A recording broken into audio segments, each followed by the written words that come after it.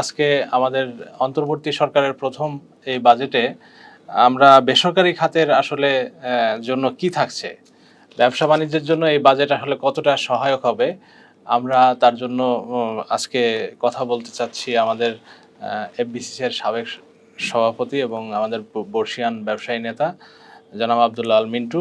বাজেটটি আসলে কতটা ব্যবসা বান্ধব? আপনাকে অনেক ধন্যবাদ। যদি আমরা অর্থ উপদেষ্টার কথাটা শুনি তাহলে উনি কিন্তু বলছেন যে এবারের বাজেটে অসামঞ্জস্য কিছু নাই,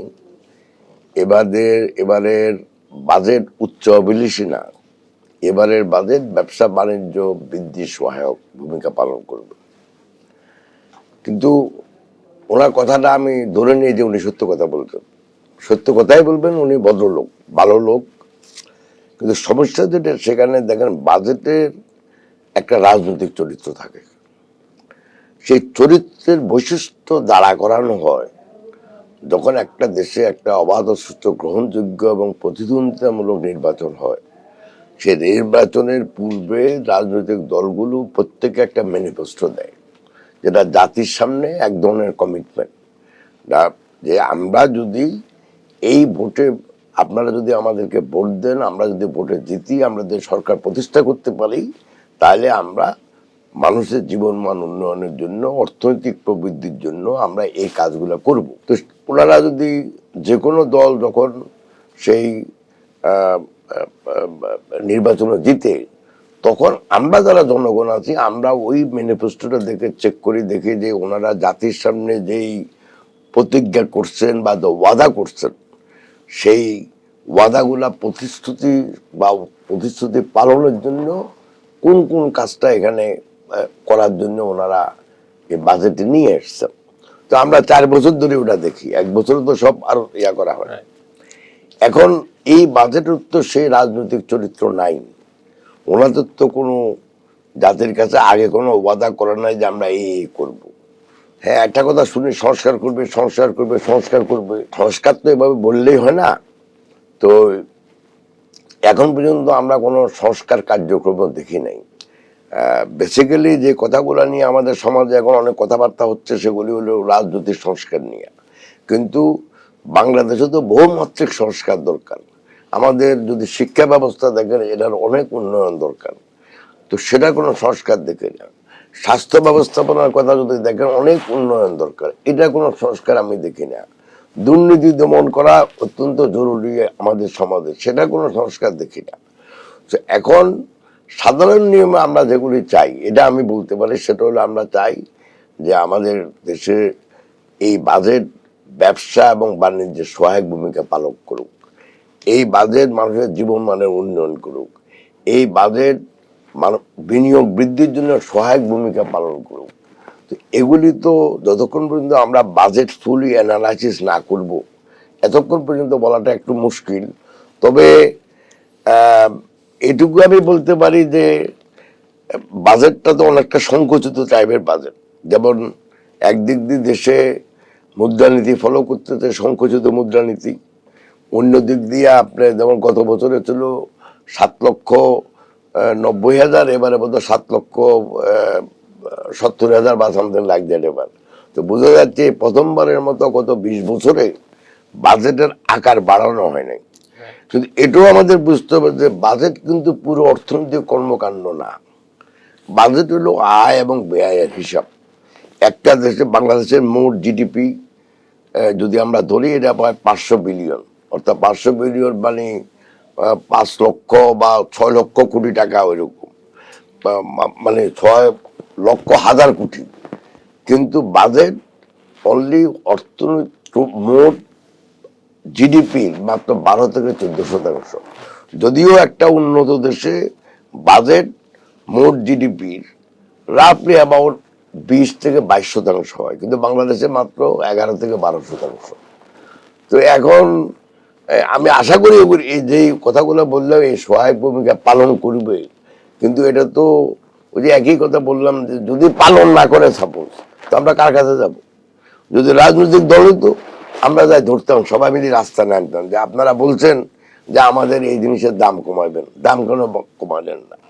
এখন যেটুকু আমি দেখি যে বর্তমানে উচ্চ মূল্যস্ফীতি প্রায় ধরেন 10%। ওনারা বলতে এটাকে 6 থেকে 6.5 থেকে নামিয়ে আনবেন। এটা ভালো কথা যদি নামাইতে পারেন। 2, বাংলাদেশে বিনিয়োগের দিন দিন কমে যাচ্ছে জিডিপি হারে। ওনারা বলছেন বিনিয়োগ বাড়াবেন বা বাড়ানোর জন্য সহায়ক ভূমিকা পালন করবে। তো আমরা দেখতে চাই যে সেই সহায়ক ভূমিকা কতটুকু এবং কতটুকু বিনিয়োগ বৃদ্ধি পায়। দেশে বেকারত্বের হার দিন দিন বেড়ে যাচ্ছে। আমরা চাই যে বেকারত্ব কমে আসুক। তার মানে বেকারত্ব যদি আপনার কমাইতে হয়, এটা একমাত্র উপায় বিনিয়োগ বৃদ্ধি করার মাধ্যমে। তো এগুলি তো এই মুহূর্তে বলা যাবে না। ওনারা বলছেন, আমরা শুনতেছি। আমি আশা করি সেটাই হবে ভবিষ্যতে। কিন্তু ব্যক্তি খাতে বিনিয়োগ যেহেতু এখন নিম্নমুখী চলছে, এর মধ্যে আমাদের উন্নয়ন ব্যয়ও কিছু কাটছাট করা হয়েছে। তো সরকারি এবং বেসরকারি উভয় খাতেই যদি ব্যয় লাগাম টানা হয় এবং বিনিয়োগ যদি কমে যায়, তাহলে আসলে কর্মসংস্থান বা বেকারত্ব কিভাবে দূর হবে? আপনারা কি সেই পরিবেশ দেখছেন?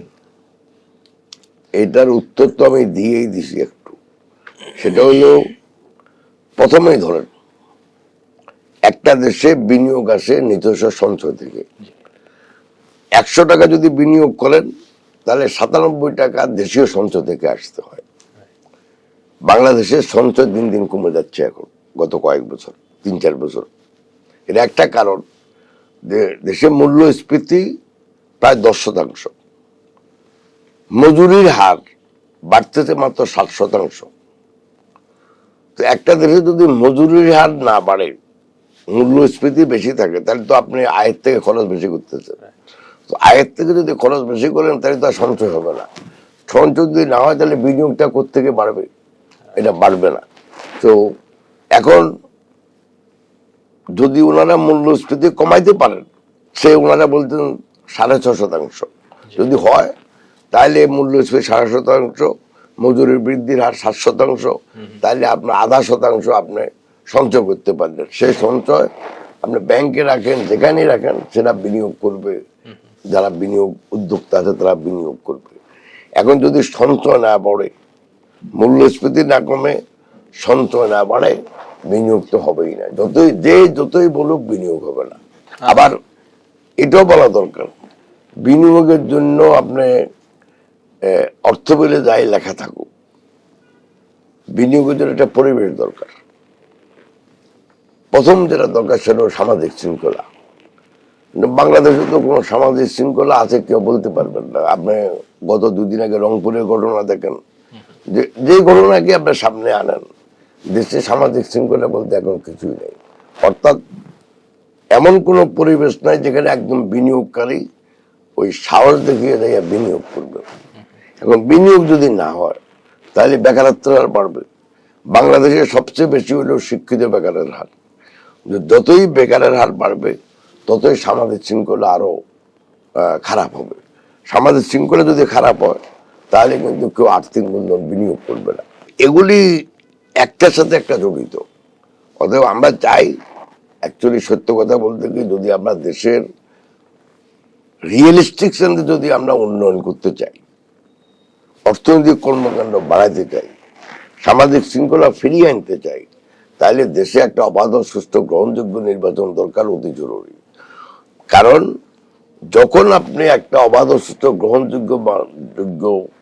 গ্রহণযোগ্য নির্বাচনের মাধ্যমে সরকার প্রতিষ্ঠা করতে পারবেন, তখন ওই সরকার জনগণের কাছে দায়বদ্ধ থাকে। জনগণের কাছে দায়বদ্ধ থাকাই অর্থই হইল যে জনগণ যেটা চায় এবং যেটা নেয়, সে কাজটা করতে সরকার বাধ্য থাকে। এটাই হলো গণতন্ত্র, এটাই হলো সামাজিক উন্নয়নের, অর্থনৈতিক উন্নয়নের এবং অর্থনৈতিক প্রবৃদ্ধির একমাত্র রাস্তা। ঠিক আছে, অনেক ধন্যবাদ আপনাকে আপনার মূল্যবান সময়ের জন্য। ইনশাল্লাহ।